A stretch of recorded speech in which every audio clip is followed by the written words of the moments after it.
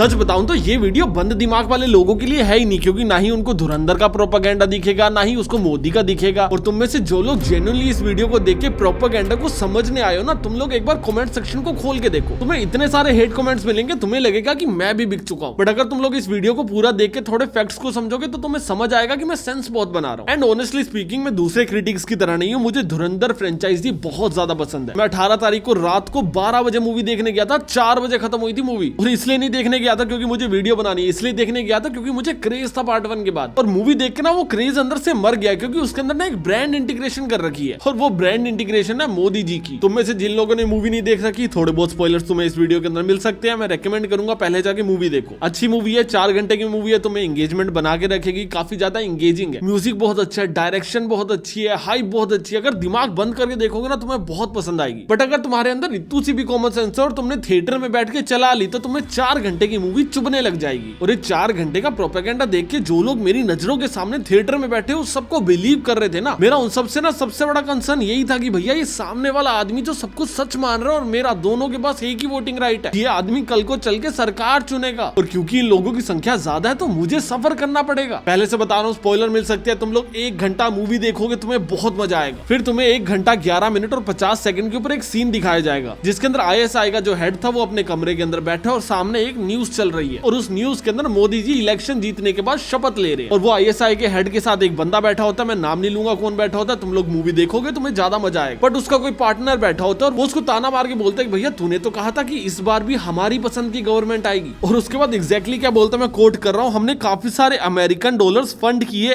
NGOs, media, socialist and universities को, जिससे हम लोग दोबारा से हमारे पसंद की गवर्नमेंट लाना चाहते थे। अभी ये लाइन कितनी प्रॉब्लमेटिक है इसको मैं थोड़ा लेट बताता हूं, पर उससे पहले डिस्क्लेमर सुनो। जब भी तुम मूवी देखने जाते हो, मूवी शुरू होने से पहले एक आता है 5 मिनट का डिस्क्लेमर, जो आपको सिर्फ दिखाया नहीं जाता है, पढ़ के सुनाया जाता है। जिसके डिस्क्लेमर का एक पार्ट ये भी था कि इसके अंदर जितने भी कैरेक्टर्स है वो सारे के सारे फिक्शनल है, इस मूवी का रियल लाइफ से कोई भी लेना देना नहीं है। But there is a catch कि मूवी के अंदर जो भी कैरेक्टर्स है वो रियल लाइफ में एग्जिस्ट करते हैं। इन शॉर्ट अगर एक चीज बताओ, इन्होंने जो हमजा नाम का एजेंट बनाया ये एक फिक्शनल कैरेक्टर है और बाकी सारे के सारे कैरेक्टर्स असली हैं। तो जो रियल लाइफ में जो इवेंट्स आए थे उसको हमजा की सराउंडिंग्स के अंदर इवॉल्व करवाते जा रहे हैं, जिससे देखने वालों को लगता है कि ये सही में हुआ था। कोर्ट में केस भी किया, लेकिन डायरेक्टर का कहना है कि नहीं, ये मेजर मोहित शर्मा पे नहीं बनाई मैंने। जो उसने डाल रखा है उस पे हमारी फैमिली पे बहुत ज्यादा इफेक्ट होता है कि वो जो रणवीर सिंह उसको जो पीछे बांध करके उसको खींच रहा है और मार रहा है चैन से, मोहित ने ऐसा नहीं किया। आप अगर पाकिस्तान में ये मूवी लोग देखेंगे तो हो सकता है हमारे ऊपर भी अटैक हो। चाहे ISI हो गया, रहमान टेकेत हो गया, SP हो गया, सारे के सारे कैरेक्टर रियल है। और एक चीज की मैं गारंटी लेके बताता हूँ कि अभी सोशल मीडिया पे ऐसे कैंपेन शुरू होंगे जिसके अंदर ना लोगों को कंपेयर किया जाएगा। आपको मूवी के अंदर एक फैक्ट दिखाया जाएगा और उसको एक रियल लाइफ से कंपेयर किया जाएगा और आपको बताया जाएगा कि देखो भैया ऐसा सही में हुआ है, जिससे आप लोग ये विश्वास करो कि ये मूवी असली कहानी के ऊपर बेस्ड है, जबकि डायरेक्टर इस चीज को नहीं मानता है। और यही चीज ना अगर तुम लोग नोटिस करोगे ना, पार्ट 1 के अंदर भी हुई थी। लोगों ने ना एक अजम्पशन बना दी थी कि भैया डायरेक्टर ने मूवी तो असली बनाई है, पर वो तो पाकिस्तान के प्रेशर में आके या फिर ओपोजिशन के प्रेशर में आके ना वो सच नहीं बोल पा रहे। बट अगर मूवीज के पूरे सेक्शन को तुम लोग ध्यान से देखोगे ना तो प्रोपेगेंडा मूवीज बहुत बनती है। जैसे एग्जांपल में ताज स्टोरी देख लो, पूरी की पूरी एक प्रोपेगेंडा मूवी थी। अभी ना उस मूवी से किसी को भी प्रॉब्लम नहीं है, और वो इसलिए नहीं है क्योंकि उसके ऊपर रीच नहीं है। आपने एक कहानी तो बना दी पर उसके पास वो पावर ही नहीं है कि वो लोगों को इन्फ्लुएंस कर सके। पर धुरंधर के पास बहुत अच्छे डायलॉग्स, बहुत अच्छा म्यूजिक, बहुत अच्छी डायरेक्शन और एक अच्छी स्टोरी लाइन है। उस मूवी के पास पावर है कि वो लोगों को इन्फ्लुएंस कर सकती है। पर जब आपके पास इतनी ज्यादा पावर आ जाती है कि आप लोग सामने वाले को इन्फ्लुएंस कर सकते हो, तो आपके ऊपर डिपेंड करता है कि आप क्या इन्फ्लुएंस करना चाहते हो। अभी तुम लोग दोनों टाइप की मूवीज के अंदर ना एक डिफरेंस समझो, एक है डेडिकेटेड स्पॉन्सर्ड मूवी और एक है कॉन्सेप्चुअल स्पॉन्सर्ड मूवी। सबसे पहले डेडिकेटेड का कॉन्सेप्ट समझो। देखो मेरी एक वीडियो है, इस वीडियो के अंदर मैं कॉलेज के अंदर जाता हूँ, उनका कैंपस टूर करता हूँ और ये पूरी की पूरी वीडियो उन्हीं को ही डेडिकेटेड है। उनका नाम टाइटल में है, उनका नाम थंबनेल के अंदर है, उनका नाम पूरी वीडियो के अंदर है। और अगर तुम लोग ध्यान से देखोगे इस वीडियो के ऊपर व्यूज बहुत कम है। क्यों? क्योंकि एक डेडिकेटेड स्पॉन्सर्ड वीडियो है, मतलब एंटायर वीडियो ही ब्रांड ओन करता है। और यहीं पे दूसरी तरफ मैंने एक वीडियो बनाई है जो है कॉन्सेप्चुअल डेडिकेटेड वीडियो, जिसके अंदर एक ब्रांड था जो जियो मार्ट जैसी फ्रेंचाइजी सेल करता था। मैंने एक वीडियो बनाई जिसके अंदर मैंने जियो मार्ट के पूरे बिजनेस को डिकोड किया और एंड के अंदर मैंने लोगों को बता दिया कि भैया अगर आप लोग भी ऐसा बिजनेस करना चाहते हो तो इनसे इंक्वायरी कर लेना। और उसके ऊपर 1 मिलियन से भी ज्यादा व्यूज है। अभी एक वीडियो है एड जिसको कोई देखना नहीं चाहता, और दूसरी वीडियो ऐसी है जिसके ऊपर लोग आके देखना भी चाहते हैं, उनका उस पर्टिकुलर टॉपिक के अंदर इंटरेस्ट भी है, और इंटरेस्ट होने की वजह से उनके कन्वर्जन होने के चांसेस बहुत ज्यादा है। और मूवीज के अंदर कन्वर्जन का मतलब होता है सॉफ्ट इन्फ्लुएंस। एक मूवी जो इंडिया वर्सेस पाकिस्तान के एंगल के ऊपर बनी है, और हमको उस टाइप की मूवीज देखना बहुत पसंद है। हर इंडियन को ये चीज देखनी है कि भैया हमारा देश कैसे ग्रो कर रहा है, हमारा देश कैसे वॉर जीत रहा है, हमारा देश कैसे कैसे तरक्की कर रहा है। अगर हमारे देश की अचीवमेंट्स के ऊपर कोई भी फिक्शनल स्टोरी भी बनती है और हम लोग उसको जाके बैठ के देख रहे होते हैं तो हमारे डोपामिन हिट होता है। हमको लगता है कि भाई ले मोड़ दी सामने वाले की, और उस डोपामिन को और स्ट्रॉन्ग हिट करवाने के लिए यूज किया जाता है एक्सट्रीमिज्म। और वीडियो में आगे बढ़ने से पहले तुमने एक चीज नोटिस करी होगी कि आजकल ना डेटिंग एप्स का सीन थोड़ा सा अजीब हो गया। हर जगह बस फेस को स्वाइप करते रहो, बायोस पढ़ते रहो और फिर ऑकवर्ड ही ऑकवर्ड वाइब। लेकिन सोचो अगर किसी को उसके लुक से पहले उसके ह्यूमर से जज किया जाए तो, मतलब कोई भी बंदा या बंदी वही मीम पे हंसते हैं जिसपे तुम लोग हंसते हो। और इसके लिए आज की वीडियो के पार्टनर है स्मूश, जो कि एक मीम बेस्ड डेटिंग ऐप है। इस ऐप का कांसेप्ट ना काफी ज्यादा हटके है। यहाँ पे तुम लोग लोगों को स्वाइप नहीं करते हो, मीम्स को स्वाइप करते हो। जो मीम तुम्हें फनी लगा उसको राइट स्वाइप कर दो और जो बुरा लगा उसको लेफ्ट स्वाइप कर दो, और फिर तुम्हें तुम्हारे मीम टेस्ट के बेसिस के ऊपर प्रोफाइल्स रिकमेंड होती है। और अगर प्रोफाइल पसंद आए तो स्मूश कर दो, और अगर ना पसंद आए तो स्नूज कर दो, और अगर सामने वाले ने भी आपको स्मूश बैक कर दिया तो आपकी प्रोफाइल मैच हो जाएगी। तो अगर तुम लोग डेटिंग ऐप से बोर हो चुके हो और थोड़ा कुछ हटके ट्राई करना चाहते हो तो लिंक तुम्हें मेरे डिस्क्रिप्शन और पिन कमेंट के अंदर मिल जाएगा। और अभी हम लोग वीडियो के ऊपर वापस चलते हैं। पहले ये चीज को समझो कि एक्सट्रीमिज्म कंटेंट के अंदर गलत नहीं है। तुम लोग काफी सारे सैड सॉन्ग सुन के रोते होगे, तुमने काफी सारे मोटिवेशनल सॉन्ग सुने होंगे जिससे तुम्हें मोटिवेशन मिलती होगी। क्या होता है, इमोशंस ट्रिगर होते हैं। पीछे काफी सारी वीडियोस निकल रही थी जिसके अंदर सैयारा देख के लोग रो रहे हैं थिएटर्स में। उस मूवी के कॉन्सेप्ट और स्टोरी लाइन ने लोगों को लिटरली रुला दिया था। सेम ऐसे ही लोगों को बहुत ज्यादा कनेक्ट कर दिया था 12th फेल ने भी। और अगर आप लोग सिनेमा क्रिएट कर रहे हो और आप लोग लोगों को कनेक्ट नहीं कर पा रहे हो या फिर उनके इमोशंस को कंट्रोल नहीं कर पा रहे तो आप घंटा सिनेमा क्रिएट कर रहे हो। सिनेमा के पास हमेशा ही पावर होती है कि जो सामने कंटेंट देख रहा है आप लोग उसके इमोशन को कंट्रोल कर सको। तुम लोग न्यूज देखते हो ना, हर बार ब्रेकिंग न्यूज के ऊपर साइरेंस बज रहे होते हैं। वो क्यों बज रहे होते हैं? तुम्हें अर्जेंसी दिखाने के लिए।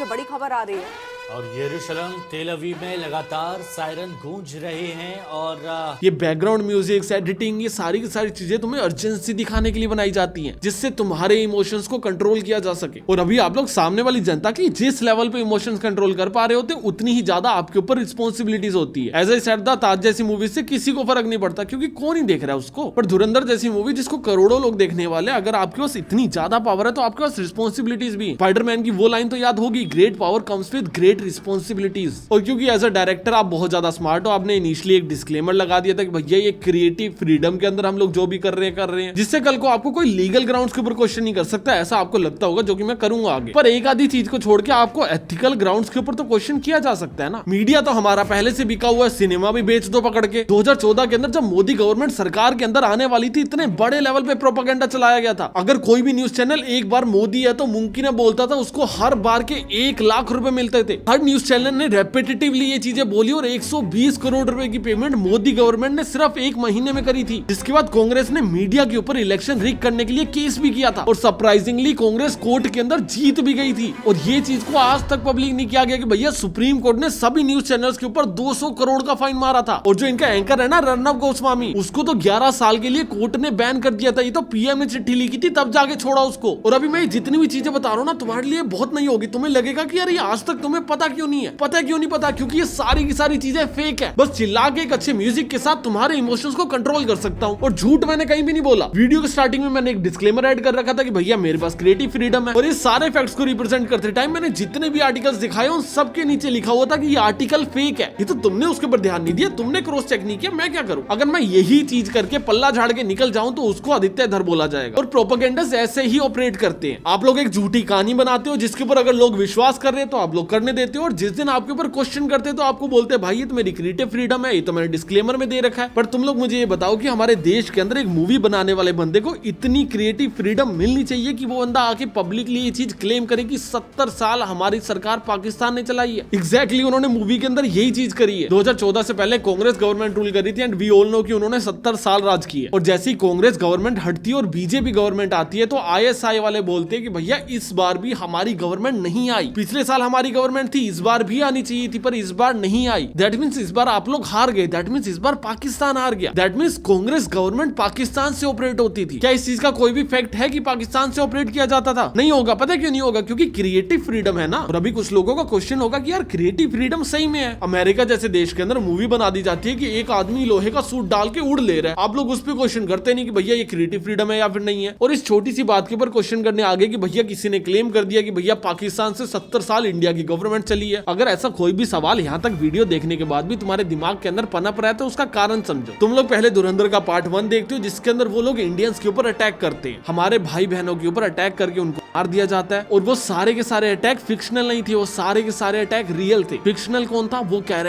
कैरेक्टर जिसके सामने वो सारी चीजें हो रही थी। और इनका ना मूवी का एक स्टाइल है कि जब भी पूरी की पूरी मूवी चल रही होती है, बीच बीच में फैक्ट्स डालते रहते हैं। जैसे इन्होंने एक फैक्ट डाल दिया कि मोदी जी इलेक्शन जीत गए और वो शपथ ले रहे हैं। ये चीज तुम्हें देख के लगेगा कि हाँ यार, मोदी ने तो शपथ ली थी, 2014 के अंदर तो मोदी जीता था। बट फिर तुम लोग उससे अगले ही सीन के अंदर देख रहे हो कि जब मोदी जीता था तो ये लोग परेशान बहुत हो रहे हैं। ये लोग बोल रहे हैं कि हम हार गए हैं। तो उस टाइम पे जो तुम्हारा बेसिक क्रिटिकल माइंड होगा ना, उसको प्रोसेस नहीं कर पाएगा। तुम्हारा माइंड सिर्फ यही चीज सोच रहा होगा कि भैया पिछले 5 घंटे की जो मूवी देखी है हमने, 2 पार्ट को मिला के, उसके अंदर ये लोग हम पे अत्याचार कर रहे हैं। अब ये आया ना ऊंट पहाड़ के नीचे, अब आ गया हमारा मोदी, अब तो ये परेशान ही रहेंगे, अब मजा आ रहा है। आपके माइंड के अंदर डोपामिन रिलीज होता है। आपको उस टाइम पॉलिटिकल पार्टी से कोई लेना देना नहीं होता। आप लोग चाहे आम आदमी पार्टी को वोट डालते हो, आप लोग बीजेपी को डालते हो, आप लोग कांग्रेस को डालते हो, या नोटा दबा के आ जाते हो। उस टाइम पे आपको मोदी पसंद आएगा क्योंकि उस टाइम पे सिनेरियोस वैसे बना रखी है। जिससे होगा क्या कि आप लोग एक चीज को फैक्ट समझोगे और दूसरी चीज को बाय डिफॉल्ट फैक्ट मान लोगे। आपके सामने एक फैक्ट आया कि भैया मोदी पीएम बना था, उसके बाद आईएसआई वाले सारे के सारे नाराज हो गए। एक फैक्ट है, एक के बारे में हमें किसी को नहीं पता, जिसके बारे में हमें किसी को नहीं पता, हम लोग उसको भी फैक्ट मान लेंगे। और यही पैटर्न इन्होंने पूरी मूवी के अंदर रिपीटेटिवली यूज किया हुआ है, जिसका पूरा का पूरा एजेंडा ना बीजेपी की इमेज को प्रो इंडिया दिखाने का। और अगर तुम लोग स्क्रिप्ट के ऊपर थोड़ा सा ध्यान दोगे ना, तुम लोग बहुत स्पेसिफिक टारगेटिंग्स देखोगे। अभी तुम लोग समझोगे, तुम लोग बीजेपी सपोर्टर हो, आम आदमी सपोर्टर हो या कांग्रेस सपोर्टर हो, यू नो कि मेन मीडिया बिकी हुई है और most of the main media BJP को ही बिकी हुई है। हम सब इस चीज के ऊपर अग्री कर सकते हैं। बट स्टिल जिस टाइम के ऊपर मोदी को जीतता हुआ दिखाया जाता है, उस टाइम पे आईएसआई वालों को बोला जाता है कि भैया हमने तो पैसे दिए थे देश में, हमने तो मीडिया को भी फंड किया, तो हमने तो यूनिवर्सिटीज को भी फंड किया। तो आपने कौन सी यूनिवर्सिटी को फंड किया? और यूनिवर्सिटीज के नाम पे आप लोग किसको टारगेट करना चाहते हो? आप जेएनयू को टारगेट कर रहे हो या फिर किसी और पर्टिकुलर यूनिवर्सिटी को टारगेट कर रहे हो? आपने इलेक्शन के अंदर एक देश के अंदर पैसा भिजवाया, आपने यूनिवर्सिटीज का नाम कैसे मेंशन किया? यूनिवर्सिटीज आपको कैसे जिता देंगी? और तुम्हें लग रहा होगा कि ये कोइंसिडेंस है, बीजेपी वालों की जेएनयू से बनती नहीं है, तो शायद तुमको लग रहा है कि रिलेटेबल होगा। तुम लोग आगे और फैक्ट सुनोगे, तुम्हें लगेगा ये पूरा का पूरा एक प्रोपेगेंडा स्क्रिप्टेड था। जैसे मैं तुम्हें एक और एग्जांपल देता हूँ। जैसे मूवी 1 घंटा 20 मिनट पे पहुंचती है, ये कैरेक्टर को अनाउंस करते हैं जिसका नाम था दाऊद इब्राहिम, वही अंडरवर्ल्ड का डॉन। और उसको दिखाया जाता है कि पाकिस्तान का आईएसआई दाऊद ऑन करता है। और उसके लिटरली 6 मिनट बाद 1 घंटा 26 मिनट पे दिखाया जाता है कि पाकिस्तानियों ने कश्मीर के अंदर घुस के उरी के ऊपर अटैक कर दिया, जिसके अंदर हमारे 17 सोल्जर शहीद हो गए। अभी तुम लोग इसको फैक्ट चेक करने जाओ, हाँ हुआ था 2016 में, बट अगेन दोबारा एक फैक्ट रख दिया और एक सो कॉल्ड स्टेटमेंट रख दी जिसको आप लोग क्रिएटिव फ्रीडम बोलते हो। बट अगर तुम लोग 5 मिनट भी लगा के इनके फैक्ट्स को वेरीफाई करने की कोशिश करोगे ना, सारे के सारे फैक्ट खत्म है। जैसे इन्होंने 1 घंटा 26 मिनट पे दिखाया कि भैया उरी के ऊपर अटैक हुआ था, 2 घंटे 4 मिनट के ऊपर इन्होंने दिखाया कि भैया एसपी को मार दिया गया। एसपी को किसने मारा? बलोच लोगों ने। कैसे मारा? वो अपनी कार कॉन्वॉय में कहीं जा रहा था, पीछे से बलोचियों ने आके मार दिया। बट अगर तुम लोग इसको क्रॉस चेक करने जाओगे इंटरनेट के ऊपर, तो एग्जैक्टली वैसे ही डेथ हुई थी जैसा मूवी के अंदर दिखाया गया। बट मूवी के अंदर दिखाया गया कि एसपी की डेथ 2016 के बाद हुई थी, बट रियलिटी के अंदर उसकी डेथ 2014 के अंदर हो गई थी। और इन्होंने एसपी जैसे कैरेक्टर को 2 साल एक्स्ट्रा जिंदा पता क्यों रखा? क्योंकि इनको एक और नया प्रोपेगेंडा फैलाना था जिसका नाम था ग्रीन पत्ती। इन्होंने मूवी के अंदर एक नया कॉन्सेप्ट बनाया, एक परियों की दुनिया बनाई और उसके अंदर दिखाया कि भैया हमारे देश के अंदर पैसा स्मगल किया जा रहा था। जैसे पार्ट 1 में इन्होंने दिखाया था कि हमारे देश के कैबिनेट ने मशीन्स को रिजेक्ट कर दिया था, जिसकी वजह से नोट छापने की सारी मशीन पाकिस्तान में चली गई। और पाकिस्तान ने प्लान बना लिया कि वो उन्हीं मशीनों की मदद लेंगे, 60,000 करोड़ रुपए को प्रिंट करेंगे और नेपाल के थ्रू इंडिया के अंदर भेज के यूपी के इलेक्शन को रिग कर देंगे। और हमारा हीरो यही इंटेल इंडिया को ही भेज देता है, जो चीज आपको एग्जैक्टली 2 घंटे 11 मिनट पे दिखाई भी जाएगी। और उसके एग्जैक्टली 30 सेकंड बाद मोदी जी की पूरी क्लिप दिखाई जाएगी, जिसके अंदर वो नोटबंदी की अनाउंसमेंट कर रहे होते हैं, जिसको इनडायरेक्टली ऐसे दिखा दिया गया कि हमारे देश के अंदर जो नोटबंदी करी गई थी वो इसलिए करी गई थी क्योंकि पाकिस्तानी नकली नोट हमारे देश के अंदर भेज रहे थे और उनके पास छापने की मशीनें थी। और अगर तुम लोगों ने मूवी देखी या फिर देखने जाओगे तो तुम लोग एक चीज को नोटिस करना, इन्होंने इस चीज को रिप्रेजेंट पता कैसे किया? इन्होंने सबसे पहले एक फैक्ट दिखाया, वो भी मोदी जी की रियल क्लिप के साथ, कि मोदी जी ने नोटबंदी कर दी है। और साथ में इन्होंने एक रैंडम क्लेम फेंक दिया कि यूपी के अंदर 60,000 करोड़ रुपए यूपी इलेक्शन को रिग करने के लिए भेजे जा रहे थे। अभी दोबारा से एक चीज फैक्ट और एक चीज फैक्ट नहीं है। अभी तुम्हारा दिमाग कैसे प्रोसेस करेगा? इसके बाद आने वाले सीन को देख के 2 घंटा 12 मिनट 35 सेकंड के ऊपर मोदी जी अनाउंस करते हैं कि भैया हमने नोटों को बंद कर दिया है। 2 घंटा 12 मिनट 50 सेकंड के ऊपर पाकिस्तानी आईएसआई एजेंट अपनी छाती पीट रहे होते हैं कि भैया मोदी ने क्या कर दिया है, और पूरा थिएटर चिल्ला रहा होता है कि भाई हमारे मोदी ने क्या ही कर दिया है। मूवी की एग्जैक्ट लाइन सुनो कि इनको रोकना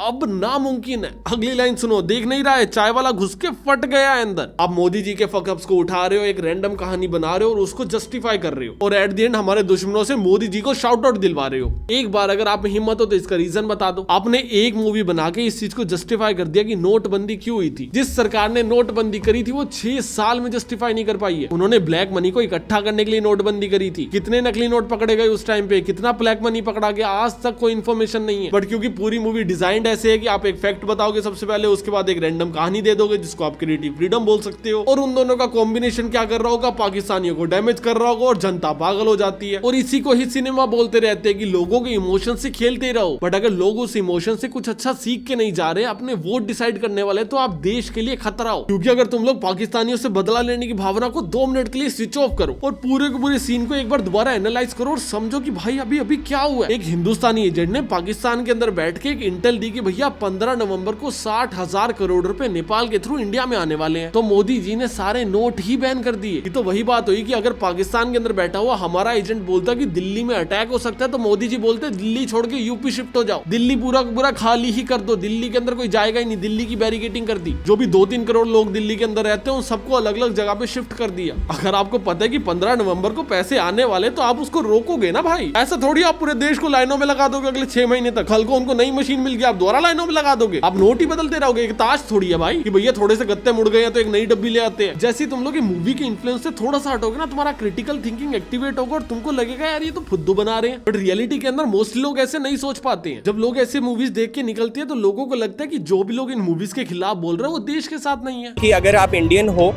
मैं तो कहूंगा आप कहीं से भी हो, अगर आपको फैक्ट से प्रॉब्लम है तो आपको इस मूवी से प्रॉब्लम। और जो लोग ऐसा सोचते हैं सही भी है, ठीक है, आप लोगों को ज्यादा दिमाग नहीं लगाना है एक मूवी के ऊपर। ये चीज तो सेंसर बोर्ड का काम होना चाहिए ना कि भैया अगर कोई मूवी आपको पॉलिटिकली इन्फ्लुएंस कर सकती है तो उसको बैन करे। बैन नहीं कर रहा था, थोड़ा सा कट करे, थोड़ा बहुत रेगुलेशंस लगाए, या फिर इसके अंदर कोई इलेक्शन कमीशन आगे बोले कि भैया क्या फेक प्रोपेगेंडा है, कल को बंगाल में इलेक्शन होने वाले, कैसा इन्फ्लुएंस पड़ेगा। जो इंडिविजुअल बॉडीज बना रखी है तो उनका काम है ना करना। एज इंडियन सिटीजन आपका काम तो एंटरटेन होना है, आप लोग एंटरटेन होने जा रहे हो, इन्फ्लुएंस हो आ जा रहे हो। और तुम में से काफी लोग आएंगे जो इसको भी फैक्ट चेक करेंगे और मेरे को आगे बोलेंगे कि भैया सही में हुआ था ऐसा। तभी तो देखो मूवी के अंदर ISI एजेंट बोल रहे कि भैया इस बार हम लोग यूपी के अंदर हार जाएंगे। और भैया अगर आप सही में देखो ना तो जिस दिन नोटबंदी हुई थी उसके 3 महीने बाद यूपी में इलेक्शन हुए थे और बीजेपी जीत गई थी। दैट मींस पाकिस्तान वाले अपना असर नहीं दिखा पाए। मुझे पता है ऐसे कमेंट्स आने वाले, पर ना एक चीज समझो, पहले इन्होंने बता दिया कि सेंटर के अंदर हमारी सरकार नहीं आई, मतलब कांग्रेस की सरकार नहीं है। दैट मींस कांग्रेस की सरकार कौन चला रहा था? पाकिस्तान। बाद में ये बोलते कि भैया यूपी के अंदर भी हमारी सरकार नहीं आएगी जैसे पहले आ रखी थी। और 2012 के अंदर लास्ट इलेक्शन हुआ था और उसके अंदर एसपी की पार्टी थी। तो अकॉर्डिंग टू दिस एसपी से लेके कांग्रेस तक इंडिया की जितनी भी ओपोजिशन पार्टीज है वो सारी की सारी पाकिस्तान कंट्रोल कर रही है। इतना डेड लॉजिक अगर कोई अपनी खुली आंखों से मान रहा है तो उसको खुद को थप्पड़ नहीं मारना चाहिए। और जो लोग इसके ऊपर भी ये फैक्ट चेक करके चौड़े हो रहे हैं ना, पहले रियल नंबर देखो। जो लोग बोल रहे हैं ना जैसी नोटबंदी हुई वैसे ही यूपी जीत गए, अरे यूपी तो आप लोग 2014 में ही जीत जाते। 2012 के अंदर इलेक्शन हुए थे जिसके बाद मोदी जी की वेव आई और 2014 के अंदर मोदी जी सेंटर के अंदर जीत गए और वो खुद भी यूपी से ही लड़े थे उस टाइम पे, जिसके अंदर 80 में से 73 सीट्स आई थी एनडीए को। मोदी जी पहले गुजरात के अंदर सीएम रहे हैं कितने साल, पर जब उनको इलेक्शन लड़ने का मौका मिला पीएम का तो उन्होंने यूपी से लड़ा क्योंकि वो कॉन्फिडेंट इनफ थे कि 2014 में ही यूपी से वो जीत जाएंगे। और 80 में से 73 सीट्स मायने रखती है भाई। और ये वही टाइम है जिस टाइम पे नोटबंदी नहीं हुई थी, जिस टाइम पे पाकिस्तानी फंडिंग कर रहे थे मूवी का अकॉर्डिंग देखा जाए तो। और 2014 के अंदर जब मोदी जी की वेव आई उसके बाद जो भी इलेक्शन होना था उसके अंदर मोदी गवर्नमेंट आनी थी। आप नोट बंद करो या फिर नहीं करो उससे कोई खास फर्क नहीं पड़ता है, तो बस आप खुद को तसल्ली दे रहे हो। और ये जो अधमरे फैक्ट्स है तुम लोग मीम पेजेस पे देख लेना कुछ दिनों में, मूवी वाले भी इसको प्रमोट करेंगे जिससे थोड़ी ज्यादा हाइप बने, बीजेपी का आईटी सेल भी इसको प्रमोट करेगा जिससे लोगों को इन्फ्लुएंस किया जा सके। और ऐसा नहीं है इन्होंने सिर्फ कांग्रेस बीजेपी खेला, इन्होंने हिंदू मुस्लिम करने की भी कोशिश करी है। एक सीन में तो इन्होंने ये भी दिखा दिया था कि अभी जो राम मंदिर बना है ना उस टाइम पे दाऊद जिंदा था और वहां पे बैठा हुआ न्यूज को लाइव देख रहा था और राम मंदिर बनता हुआ देख के कहता कि अब तो इंडिया को मजा चखाना ही पड़ेगा। और आप लोग इस चीज को भी सच मान लोगे क्योंकि पूरी मूवी के अंदर ना 10 फैक्ट और डाल रखी है। जैसे आतिक अहमद का केस पता है तुम्हें, जिसको मीडिया के सामने लोगों ने आके गोली से मार दिया था, सेम ऐसे ही कैरेक्टर को मूवी के अंदर भी दिखाया गया और बताया गया कि भैया इसको हमजा हमारे सुपर हीरो ने मार दिया था जो एक फिक्शनल कैरेक्टर है। और ऐसी सिमिलर 7-8 इवेंट्स को और भी कॉपी कर रखा है और वो सारा का सारा क्रेडिट या तो बीजेपी गवर्नमेंट को दे दिया या फिर उनके फिक्शनल कैरेक्टर को दे दिया, जिसको अगर आप लोग क्रॉस वेरीफाई करने जाओगे तो आपको सिर्फ इतना ही मिलेगा कि हाँ इवेंट हुआ तो था पर पता नहीं किसने किया। बट आपको मूवी में दिखा रखा है कि भैया बीजेपी ने किया तो भैया सच ही होगा। और सबसे बड़ा प्लॉट ट्विस्ट ये तो है भी नहीं, मूवी के अंदर सबसे बड़ा प्लॉट ट्विस्ट ये है कि इसके अंदर भी स्पॉइलर है कि एंड के अंदर हमजा को पकड़ लिया जाता है और इंडिया से फोन किया जाता है कि भैया एक काम करो हमजा को छोड़ दो। पाकिस्तान ने बोलते भैया हम क्यों छोड़े, तो वो आगे से बोलते हैं कि भैया इजराइल हमारा दोस्त है और इजराइल ने ना हमारे को तुम्हारे खिलाफ ना कुछ चीज भेज रखी है और अगर हम उस कंटेंट या वीडियोस को पब्लिक कर देंगे, जो मैं बोल नहीं रहा क्या कंटेंट है, आप लोग खुद जाके देख लेना अगर मजा लेना चाहते हो मूवी का तो। पर इजराइल ने हमारी मदद कर रखी है जिससे हम लोग आपको ब्लैकमेल कर सकते हैं। अभी हमने आपको ब्लैकमेल किया और आप हमारे सुपर हीरो को छोड़ दो। और एग्जैक्टली ऐसे ही करके छोड़ भी दिया जाता है और फोन पे बोला जाता है कि इजराइल तो हमारा दोस्त है। और अगर करंट टाइम देखोगे ना तो ये टाइमिंग बहुत अच्छी है ये चीज बोलने का कि इजराइल हमारा दोस्त है। बट क्योंकि इजराइल जो अभी हमारा दोस्त है ना, इस चीज को पूरा का पूरा देश काउंटर कर रहा है। काउंटर नहीं बोलेंगे तो क्वेश्चन तो जरूर बोलेंगे, पूरा का पूरा देश क्वेश्चन कर रहा है कि भैया इजराइल हमारा दोस्त है, मान लिया, पर हमारे पास एलपीजी सिलेंडर क्यों नहीं आ रहे हैं? मोदी जी ने ईरान वालों के साथ बना के क्यों नहीं रखी? हमारे पास गैस सिलेंडर क्यों नहीं आ रहे हैं? चाइना की सप्लाई तो नहीं रुक रही है, इंडिया की सप्लाई क्यों रुक रही है? इतना बड़ा देश होने के बाद भी हम लोग हमारे रिश्ते नहीं बना पा रहे हैं? क्या वर्ल्ड की 4th लार्जेस्ट इकोनॉमी होने के बाद भी हम लोग हमारे रिलेशंस दूसरी कंट्रीज के साथ नहीं बना पा रहे हैं? इतना पैसा होने के बाद भी हम लोग one of the biggest importers बनते हैं हर चीज की। इतना बड़ा देश है, इतनी ज्यादा पॉपुलेशन, हम लोग हर चीज को दबा के कंज्यूम करते हैं। इतनी ज्यादा इन्फ्लुएंशियल पावर होने के बाद भी क्या हम लोग दूसरे देशों के सामने अपना दबदबा नहीं बना पा रहे हैं? मैंने चाइना को तो एक शिप रुकते नहीं देखा और इंडिया का एक आया उसको 1000 बार वीडियो में देख लिया। तो भैया जैसे मैंने मूवी देखी, मेरे को जैसा फील हुआ मैंने तुम लोगों को सामने रख दिया। अगर तुम्हें लगता है मैं कांग्रेस सपोर्टर हूँ, कांग्रेस ने मुझे पैसे दिए, तो मैं सच बता देता हूँ, बीजेपी वाले ज्यादा अच्छा ऑफर करते हैं। लेते हम लोग किसी से भी नहीं है, कांग्रेस वाले भी ऑफर करते हैं, बीजेपी वाले भी ऑफर करते हैं, पर वही पार्टी ज्यादा ऑफर करेगी ना जो रूल कर रही है। और अगर कोई भी यूट्यूबर या फिर क्रिएटर रूलिंग गवर्नमेंट के खिलाफ बोलते हैं, एक तो उसमें रिस्क बहुत होता है, दूसरा आपको गवर्नमेंट इवेंट्स में इन्वाइट नहीं किया जाता, जो मुझे पहले बुलाते थे बीजेपी वाले। जब से मैंने कंटेंट को थोड़ा ज्यादा स्ट्रॉन्ग किया, अब से उन्होंने बुलाना छोड़ दिया। और तीसरा आपको गवर्नमेंट कैंपेन्स नहीं दिए जाते, जिसको हम लोग ऑब्वियसली मना ही कर देते हैं वैसे भी अगर आएंगे तो। बट अगर हम लोग करते हैं तो हमको काफी अच्छा पैसा ऑफर किया जाता है, जिसको लात मार के इस टाइप का कंटेंट बनता है। इसका एजेंडा यही होता है कि यार शॉर्ट टर्म में तुम लोगों को पागल बना के हम लोग क्या ही जीत लेंगे, हम लोगों को हटाओ मैं क्या ही जीत लूंगा तुमसे। मैंने तो कांग्रेस के खिलाफ भी इतनी वीडियो बना रखी है कि उन्होंने भी मेरे को ब्लॉक कर रखा है। मेरी किसी पार्टी से नहीं बनती, मेरी एक ही पार्टी है और वो देश है। मैं हमेशा जो भी कॉन्वर्सेशन करता हूँ प्रो इंडिया कॉन्वर्सेशन करता हूँ। मेरे जितना किसी ने भी राहुल गांधी और मोदी दोनों को क्रिटिसाइज नहीं किया होगा। और मेरा ये चीज बताने का सिर्फ यही एजेंडा है कि मेरे को एक इमेजिनरी कैरेक्टर समझ के कि भैया ये राइट विंग है या फिर ये लेफ्ट विंग है, उसके बेसिस के ऊपर वीडियो कैसे बनी है या फिर एजेंडा है या फिर नहीं है, इस चीज को डिसाइड मत करो। वीडियो को अच्छे से देखो, सेंस बना रही है ठीक है, नहीं बना रही है इट्स ओके। अगर तुम्हें लग रहा है यार मैं बहुत ज्यादा ओवर थिंक कर रहा हूँ या फिर बहुत अननेसेसरी थॉट्स है मेरे, मुझे बताओ कमेंट सेक्शन में। और अगर तुम्हें लग रहा है कि यार तू तो बहुत सेंस बना रहा है तो ये भी बता दो। बाकी तुम्हारा इसके ऊपर क्या ओपिनियन है मुझे कमेंट सेक्शन में बताना। यहाँ पे एक वीडियो अटैच कर रहा हूँ कि बॉलीवुड क्यों इस तरह की मूवियां बनाता है, उसको भी एक बार जाके देख लेना, बहुत काम आएगी। मैं तुमसे मिलता हूँ अगली वीडियो में, तब तक के लिए बाय। और हाँ, जाने से पहले स्मूश को चेकआउट कर लेना।